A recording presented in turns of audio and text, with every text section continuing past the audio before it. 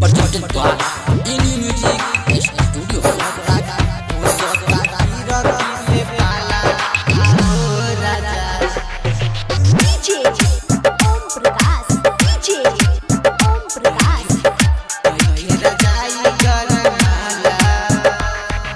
छोरी बहरबा जाना सर्द के मौसम आइल बड़ी दिना से बंद पड़ल बा हमारी जवनिया के फाइल सगरे बदन में बर्फ लेखा गलल जाले होई शीतल हरी तक में हम खाले नहीं खेर जाई गरमाला आहो राजा सुतिले अकेला ना सहाला आहो राजा नहीं खेर जाई गरमाला।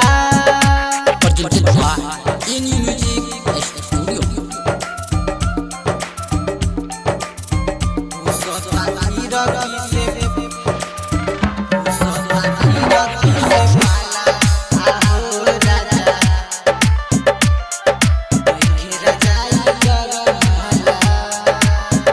तो हई साल स्वेटर सब बरुए बेकार एकरा से जर नहीं भागेला रउआ बिना देही कांपेला बोलाई कनिया के कबले तर पईब बीत जाई जार तबे टिकट कतईब त उसता खीरकी से पाला आहो राजा सुतिले अकेला ना सहाला आहो राजा नहीं खेरा जाई गरमाला।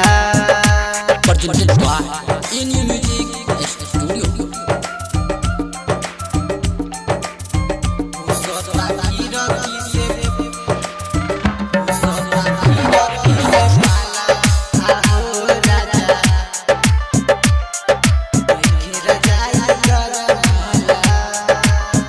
ए सहिया अभी अलबेला कबले खेला बात खेला छोड़ता जार न हमरा के शर्ट के सुते भले कमरा के तोहरा से नीक नंदन निसु बाल भरावा नैहर में अभी लेना कहीं खबर बात होइल बा एही जे खाली हाला आहो राजा सुतेले अकेला ना सहाला आहो राजा नहीं खेरा जाई गरमाला।